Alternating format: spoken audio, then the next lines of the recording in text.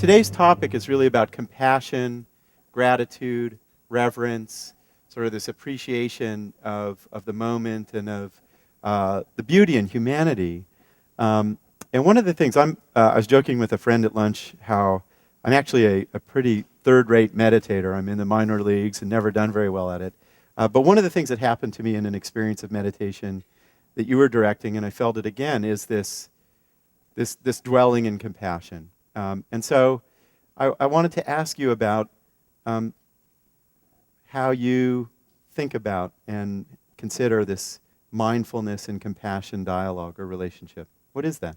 There's an awful lot of talk about it. I don't actually think about it that much, to tell you the truth.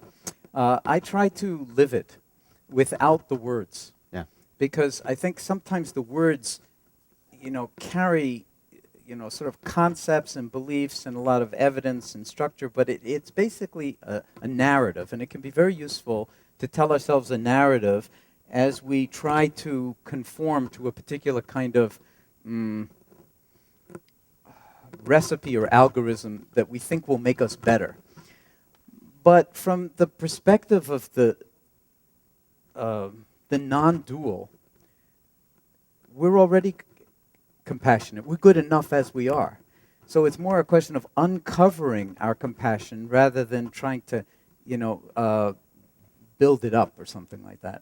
So the way I see it is that mindfulness, that the cultivation of the quality of presence, simplifies things an enormous amount because it allows us to actually embody who we already are, as opposed to construct some alternative identity for ourselves. And who we already are is compassion.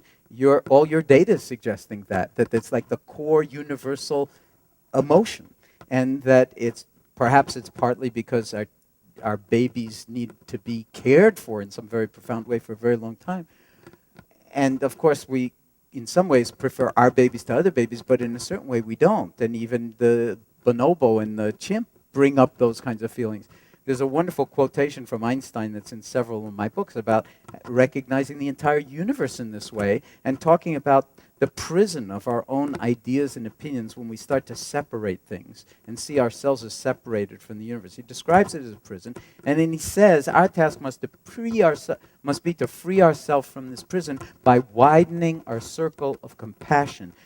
This is Einstein talking. Widening our circle of compassion to embrace all beings in their beauty. And then he says, nobody is able to achieve that completely, but the striving for such achievement is itself a foundation for liberation. He uses the word liberation and inner security. So that's been the sort of vector that I've always taken. And it's a good sort of way, especially if you think of yourself as a bad meditator, then a shortcut to being a good meditator, in quotes, is just reminding yourself, you just say to yourself, it's already here. It's already here. There's nothing to get. There's no place to go. There's nothing to do. And there's nothing special to attain. Because what's special is already here. It's already attained. And what realizing it means is making it real. And how do we make it real?